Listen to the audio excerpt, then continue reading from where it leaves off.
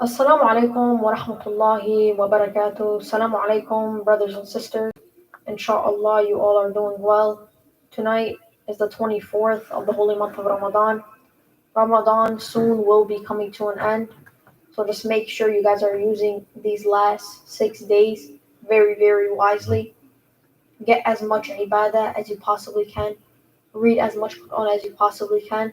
Get used to praying. Get used to reading Quran.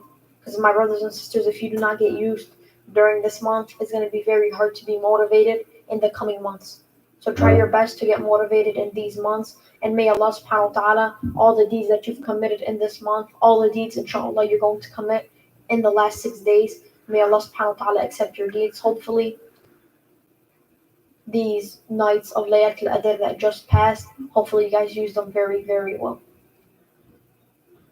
أعوذ بالله من الشيطان الرجيم أفضل الذكر بسم الله الرحمن الرحيم والعصر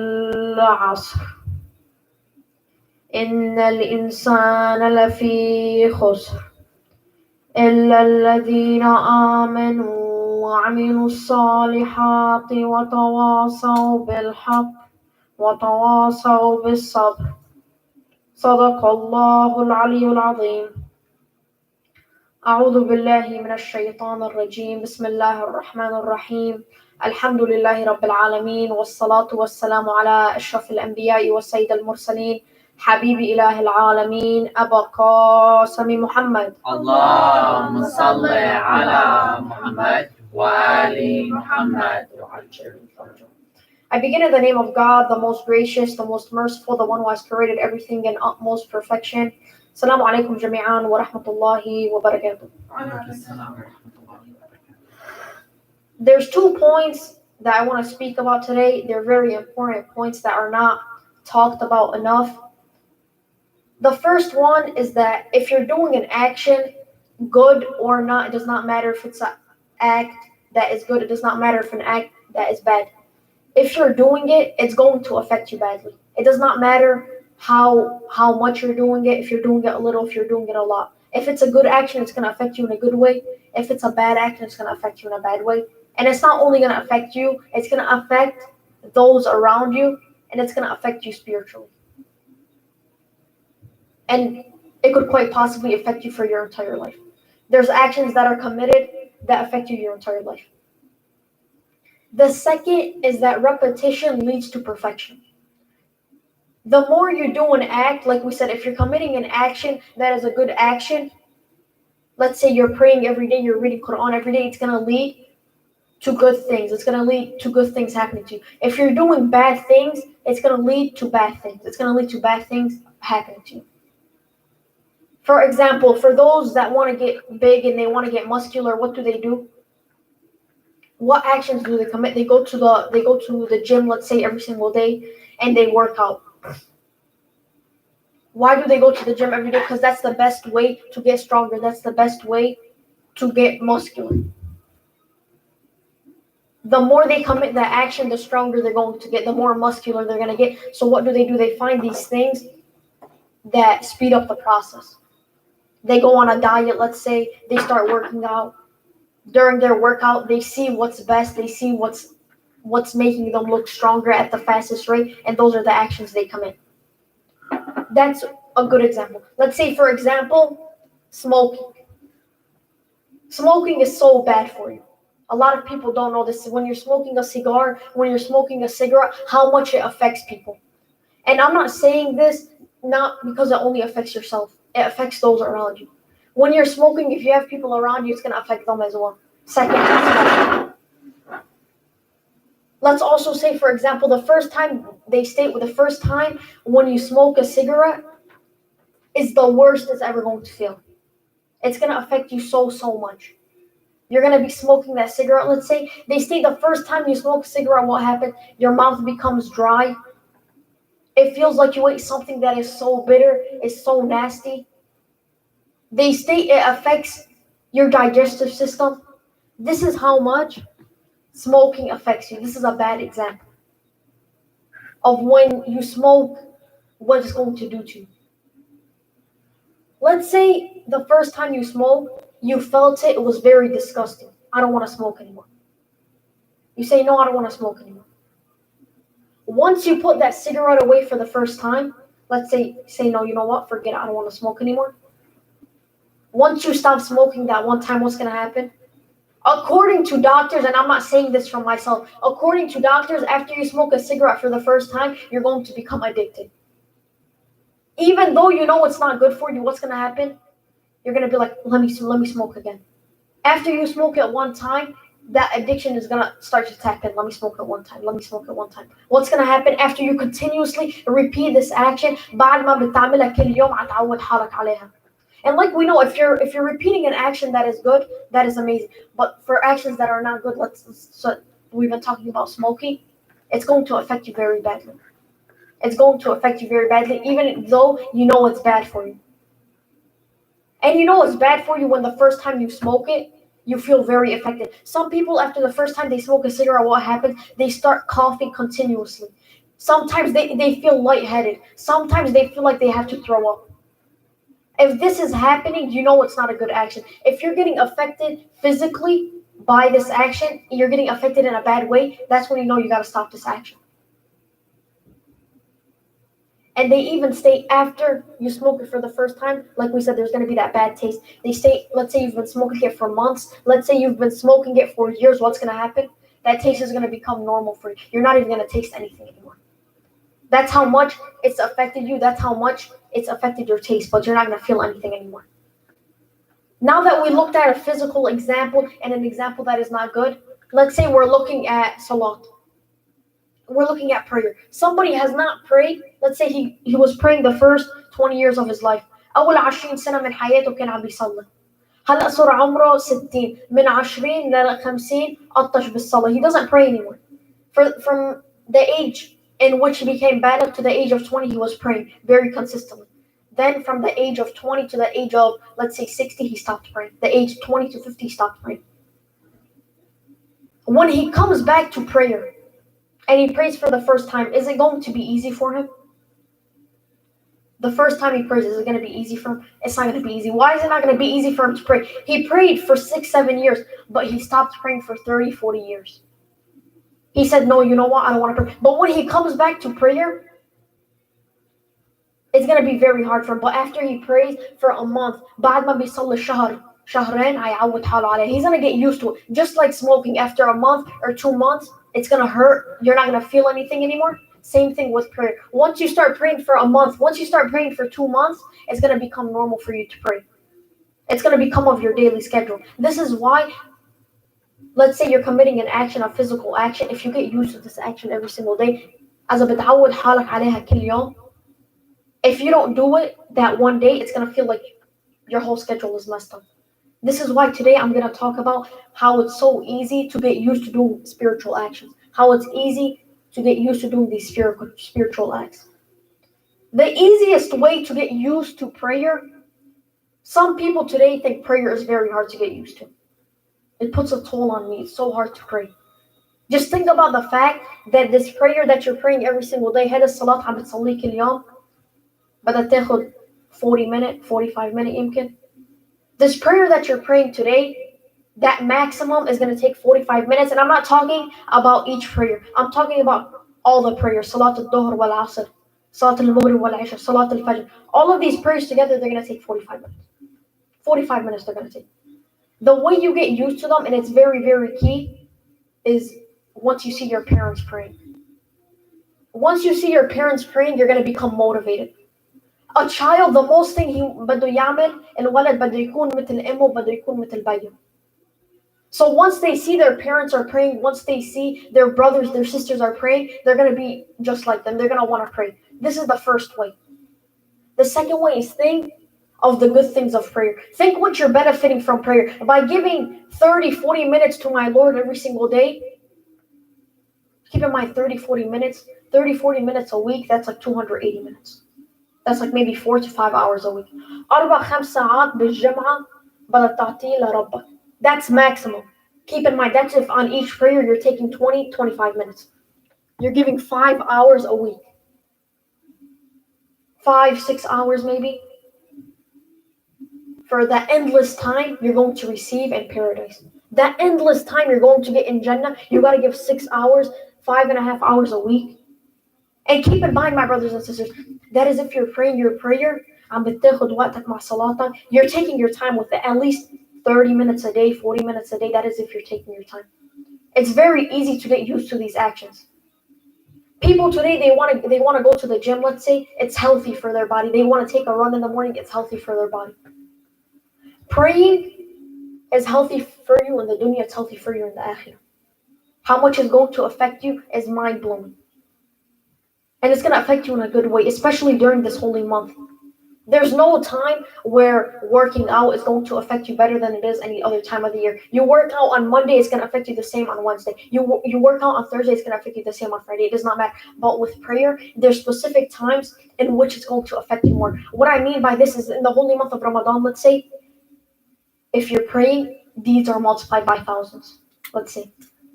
If you're praying Salat on time, let's say Salat al-Maghrib, 9 إلى 10.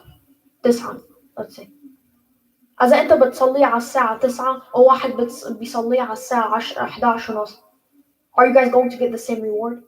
No, you guys are not going to get the same reward. This is what I mean. The more you commit the action, the more used you will to commit this action. The more used to committing this action you will become. And the more you begin to do this action, the more you want to do it better. As much as I can do it in a day, I'm going to do it. There's so much mustahab prayers, my brothers and sisters, that people can be committing in a day. It's mind-blowing. Just pray Salat al-Layl ala Aliyah. Try praying Salat al-Layl. Try praying Salat al-Layl, and you're going to feel mind-blown by the amount of reward you're going to be getting from Salat al-Layl. When the Holy Prophet, Allahumma salli ala Muhammad, Allahumma salli ala Muhammad wa ali Muhammad was asked about the reward of Salat al-Layl, he said the reward cannot even be described in words. When you hear this, what does this do to you? The reward can't be described in words. This either means that the reward is so low or the reward is so high, correct? When you hear this hadith from the Holy Prophet, this motivates you. I want to commit this action. People today, they want to commit stuff. Why? Because there's either so much pros to it, there's either so much benefits to it, or people around them are committing this action. And when people are around them committing this action, what does this do? This pressures them. If more people are committing it, why am I not committing it? Let me begin committing this action. But when you see so much benefits to stuff, like working out, it gets your body healthy, you want to start doing this. You want to start doing this daily. This is very key, my brothers and sisters. Getting used to an action. Another way to get used to prayer, another way to get used to reading Quran, let's say, for example, is making a schedule. Making the schedule every day and following the schedule. ما تقطش على هذه schedule. If, let's say, for prayer, there shouldn't be a schedule. Prayer, always on time. Right when it's time for prayer, right when you hear the adhan, you begin praying. There's no doubt that all of us want to pray on time. Some of us can't pray on time. Let's say us, for example, children that are 15, 16 years old, when they're at school, they're not able to pray. But they knew if they were able to pray on time, they would pray on time. The most important thing is having that commitment, having that intention. Let's say you have the intention of fasting tomorrow and you die, you're going to get the reward for that fast. Why? Because you had that intention. You had that pure intention, you're going to get rewarded. So the most important thing is having that intention. I really want to commit this action. Not just saying it, and then when the time comes, no, you're not going to do it. What do you mean? You just said you had that intention. No, I was just saying that just so you look at me as a better person. Have that intention. Have that schedule and follow that schedule. Make a schedule. Once you make a schedule, you're going to feel way more organized in life. You're going to feel way more neat. And then you're going to really want to start committing these actions. How can you get used to, let's say, reading Quran, reading dua, praying? How can you get used to this action? كيف فيك تعود حالك على تقرأ قرآن، خليك تصلي دائما، خليك تقرأ دعاء. How can you get yourself used to these actions? Some people say, I tried. It's very hard. I don't feel like doing them. It's very, very hard for me. I just don't feel close with Allah subhanahu wa ta'ala. What do they mean by this? I don't feel close with Allah subhanahu wa ta'ala. If one person says this to you, I don't feel close to Allah subhanahu wa ta'ala, what do you tell? If in time of reading the Quran, if in time of reading a dua, you do not feel close to Allah subhanahu wa ta'ala, That is quite possibly because why? You did not have that commitment. You did not have that pure niyyah. Anybody can say I had the niyyah. Yes, I had. But did you really have it? Was it purely?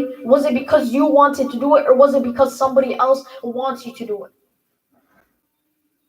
إذا أنت عم بتعمل شيء غصب عنك, إذا أنت عم بتصلي غصب عنك, إذا أنت عم بتقرا دعاء غصب عنك, إذا أنت عم بتقرا قرآن غصب عنك, ما تحس حالك قريب من الله سبحانه وتعالى. Let's say your dad tells you go read Quran. Your dad tells you go pray. If you don't, إذا أنت ما بدك تصلي بس عم بتصلي عن بيك قال لك ما تحس حالك قريب من الله سبحانه وتعالى. If you're just praying because your dad is telling you go pray, if you're just reading Quran because your dad is telling you go read Quran, you're not going to feel close to Allah subhanahu wa ta'ala. And once this happens, my brothers and sisters, you're not going to feel close to Allah subhanahu wa ta'ala, because everybody says وَتَعَنَا بِقْرَأ Quran حس حالة قريب من Allah subhanahu wa ta'ala. A lot of people say this. عالم كتير بيقولوا هذا الشغلة. So when you're praying and you're not feeling this satisfaction, what is this going to lead to? This could possibly, يمكن هيدا, this will lead to kufr. This will lead to you moving away from a religion. We've been speaking about this for so long. Don't force your children to do something, because once you force your children to do something, if they don't love it, if they don't actually feel happy doing it, they're going to forget about it. They're going to abandon it. This is why some people don't feel close to Allah subhanahu wa ta'ala. And an easy way to do this is do the actions you want to commit. Do the actions that you love doing. Do the actions that you feel best doing. Don't do the actions because your dad wants you to do it. Don't do the actions because people around you want you to do it. Because once you're doing the actions people around you want you to do, it's either whilst doing the action you're not going to feel happy, or during that time you're going to feel so happy, correct? Then a few years later, what's going to happen? You're going to forget about that action. You're not even going to want to commit it anymore. You're going to forget about it. And when somebody asks you about it, you're going to say, yeah, you might even possibly lie about it. That's why today there's so much people moving away from religion. What happens? They're living with their mom. They're living with what they're عايشين مع أمهم وبيهم بيصلوا بيقروا قرآن بيقروا دعاء. What يبلشوا يعيشوا لحالهم. When they start living their own life, what happens? They forget about prayer completely. They forget about reading Quran. They don't try getting close to Allah subhanahu wa ta'ala anymore. Why is that? Why does this happen? This happens because they were forced. This happens because once they were children, وقت كانوا أولاد, بينوا قالوا لازم تصلوا غصبا عنكم. بينوا قالوا لازم يقروا القرآن غصبا عنكم. So وقت بيبلشوا يعيشوا لحالهم, وقت ما بقوا عايشين مع أمهم وبيهم, عيبطلوا الصلاة, عيبطلوا قراية القرآن. When they were children, what happened? Their dad told them, you have to pray. Their dad told them, go read Quran. Their dad never gave them a choice. Their dad never taught them. Their dad never told them, oh, come, let's read Quran together. The Holy Prophet, did he ever force people? Rasulullah Muhammad. اللهم صل على محمد وآل محمد وعجل فرجه.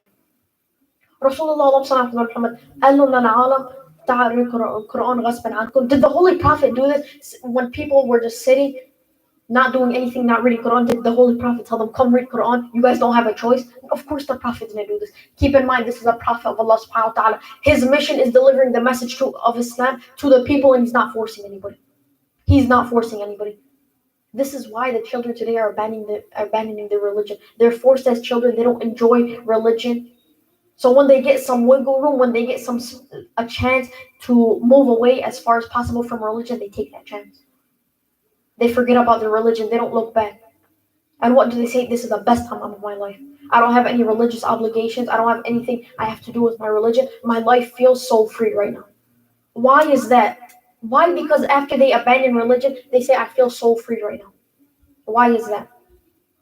The reason for this is because when they were praying, when they were reading dua, when they were trying to get closer to Allah subhanahu wa ta'ala, it was all forced. They never got to enjoy it. They never got to have fun with it, if you want to say. They were always forced. If they didn't do the actions, they were yelled at. If they didn't do the actions, they were punished. So it always looks like it's forced. It always looks, if you don't commit it, you're getting yelled at. If you don't commit this action, as a ma bتصلي, I'm going to take your phone. If you don't pray, I'm going to take this, I'm going to take that. It was always forced. And we're going to go back to our point. So if somebody stops praying and then comes back, it's going to be very hard for him, correct? But once he gets used to praying again, what's going to happen? After he prays for a month, After he prays for 2 months, what's going to happen? He's going to get used to prayer again. He's going to feel better than ever. He's going to feel way better than ever. I want to pray now. And if he does not pray, he is mad. He's angry. He's sad that I never got to pray. This happens to a lot of people. After they stop praying for 30 years, after they stop praying for 25 years, when they come back, they feel better than ever praying. They feel like, wow, what was I doing with my last 30 years? What was I doing with my last 40 years? Not praying. This is happening among the youth a lot, especially during the holy months of Ramadan, during Ashura, let's say, for example, and really during Ashura, this happens. Children عمرهم 13 14 سنة ما بيعرفوا الإسلام وقت بيروحوا على المراكز بشهر عاشوراء they feel so close بيتقربوا من الله سبحانه وتعالى. Why? Because they have a choice whether they to go to the mosque or not. And when they have that choice, when they really feel close, they start to enjoy it. They start to love it. They start looking forward for Ashura. They start looking for the holy month of Ramadan. Like today, this year, during the holy month of Ramadan, I really genuinely wished it was in the Maracas this year. You feel closer to Allah subhanahu wa ta'ala. And I'm sure a lot of people felt like this. But we had to make the most out of what we had. So during these Laylatul Qadr, what did I do? I prayed, I read Quran, I read Dua. I didn't let the fact that we can't be at the Maracas affect me. If you let people choose if they want to be religious or not, once they move out, once they stop talking to you, they're not going to abandon their religion. They're going to stay close to their religion. They're going to want to continue praying. They want to continue reading dua. Once they know the true benefits of religion, once they know how good religion is going to affect them in the dunya, how good religion is going to affect them in the akhirah, they're not going to want to abandon it. They're not going to want to forget about it. So the most important thing is do not force anybody to do anything, especially in religion. Allah subhanahu wa ta'ala has not given you the opportunity, has not given you the leadership to force people into religion. Allah subhanahu wa ta'ala has not given you the leadership to force people to do things they do not want to do. If there are prophets and if there were 1,400 years ago and they were not forcing people to do anything, and they were not forcing people to pray, they were not forcing people to read Quran, imams and prophets, we're just regular humans. We're just people walking today. We're people doing what we want. If we want to commit good actions, we're going to get rewarded. If we want to commit bad actions, we're going to get punished. We have no right to force anybody to do anything. We have no right, especially, what do they say? In the name of Allah subhanahu wa ta'ala, pray. In the name of Allah subhanahu wa ta'ala, read Quran. Allah subhanahu wa ta'ala has not given anybody that leadership to force people. Allah subhanahu wa ta'ala has given us that leadership to encourage people. If they don't want to do it, it's up to them. Like we've been saying, everybody's going to get judged on their actions. Nobody's going to get judged on their mother's actions. Nobody's going to get judged on the actions of their brother, their father, their sister. Everybody's going to get judged on their actions. So if your brother doesn't want to be religious, it's up to him. If your brother does not want to pray, it's up to him. Your job is to encourage him, not to force him. That is the most important thing to remember, my brothers and sisters. Anytime anybody wants to force you, just say it. Allah subhanahu wa ta'ala created us. We're both equal. When Allah subhanahu wa ta'ala created you, He looks at us both as equals. If I do good actions, you're going to be higher in the eyes of Allah subhanahu wa ta'ala. If I do bad actions, you're going to be lower. That still does not give you the right to force me into actions. You can encourage me, not force me. Because by forcing me, I'm only going to be doing these actions in front of you. If you're out one day, if you're not at home one day, if we're not seeing each other one day, I'm not going to be committing these actions. I'm not going to be praying that day. I'm not going to be reading Quran that day. Do not force anybody into actions. Try encouraging them. آخر دعوانا and alhamdulillahi rabbil alameen. My brothers and sisters, in this holy month, get as close to Allah subhanahu wa ta'ala as you possibly can. Do not forget 6 more days of the holy month of Ramadan. Use these days wisely. The amount of rewards you can be getting during this holy month, it's been made so easy for us to get rewarded during this holy month. Reading one ayah of the Holy Quran is as if you've read the entire Quran. It's like you've read the entire Quran. Take advantage of this. For those that don't know how to read Quran, as ما بتعرف كيف تقرأ Quran, listen to the Quran. اطلع على YouTube and put Quran. Listen to Quran. And try reading along with it. Get rewarded. Use your time wisely. The time is very important. There's some people that wish that they had the opportunity to be doing these things, to be reading Quran, to be doing this, to be doing that. Us, we're taking advantage of it. Let's not take advantage of it. Let's humble ourselves. Let's say Alhamdulillah that we have the opportunity to read Quran. Let's say Alhamdulillah that we can do this. Let's say Alhamdulillah that we can pray every single day. Some people, they can pray one day and not pray the next. Us, we have the choice to pray every single day. Let's take advantage of the opportunities we are given every day. The opportunities that we see every day, and we gotta begin to take advantage of them. نقرأ آية الكريمة 10 مرات.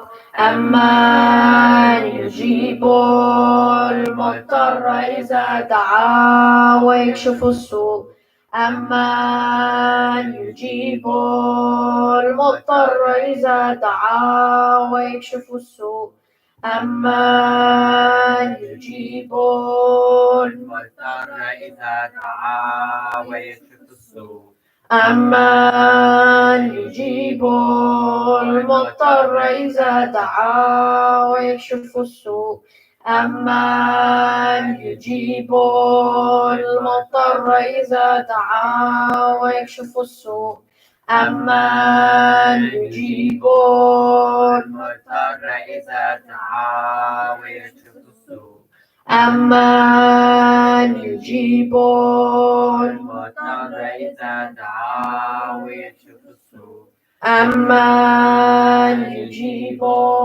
المضطر إذا دعا ويكشف السوء أمن يجيب المضطر إذا دعا ويكشف السوء أمن يجيب المضطر إذا دعا ويكشف السوء يا الله يا الله يا الله يا الله يا الله يا الله يا الله يا الله يا الله.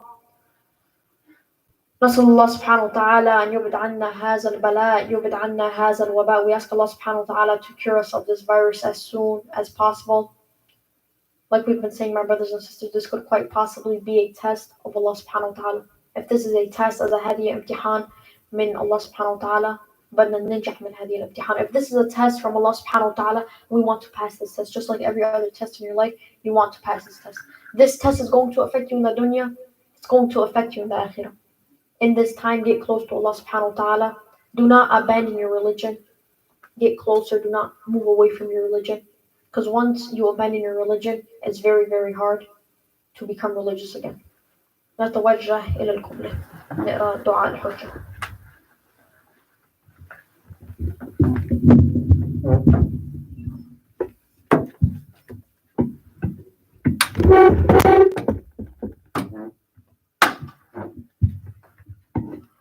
اللهم كن لوليك الحجة ابن الحسن صلواتك عليه وعلى آبائه في هذه الساعة وفي كل ساعة وليا وحافظا وقائلا وناصرا ودليلا وعينا حتى تسكنه أرضك طوعا وتمتعه فيها طويلا برحمتك يا أرحم الراحمين. وصلى الله على محمد وعلى أهل بيته الطيبين الطاهرين. اللهم صل على محمد وآل محمد وعجل فرجه.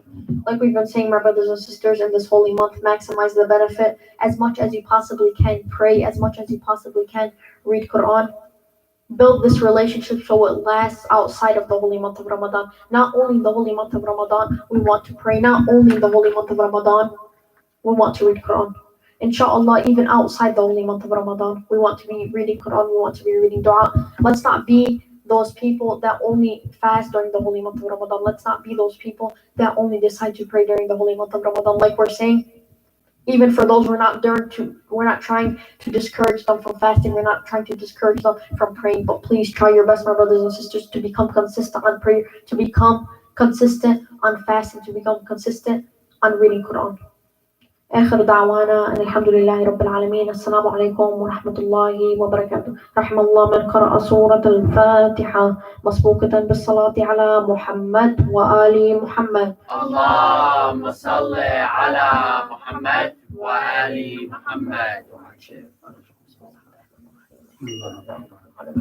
الرحمن الرحيم مالك يوم الدين إياك نعبد وإياك نستعين اهدنا الصراط المستقيم.